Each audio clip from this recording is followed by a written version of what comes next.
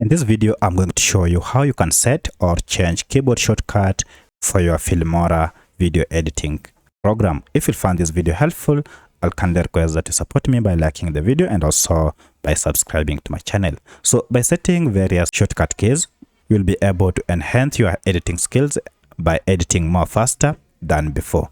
To do so, it is quite simple. Just open your Filmora Video Editing app and then go ahead and click on File. And then down here, you can see we have this option called Keyboard Shortcuts.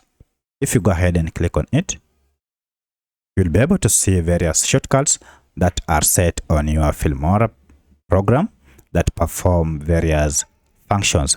And you can see we have a combination of them here. So you can go ahead and change any of this by altering them to whatever you so wish.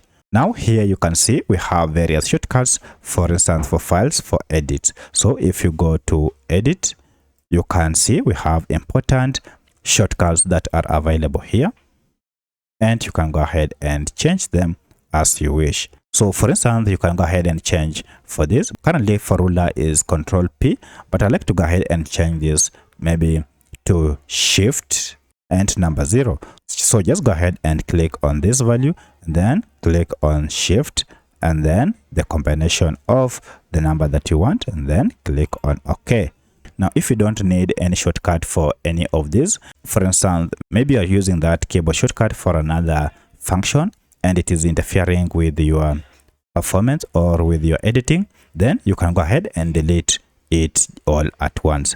So for instance, if you want to delete any shortcut key under record voiceover, you can see it is currently set to alternate plus R. If you no longer need this combination, you can just go ahead and delete it by clicking on X and then go ahead and click on OK to apply the function. So that's how you can add keyboard shortcuts on Filmora Video Editor. If you have any other question, kindly let me know in the comment section. Otherwise, thanks for watching and let's meet in the next video.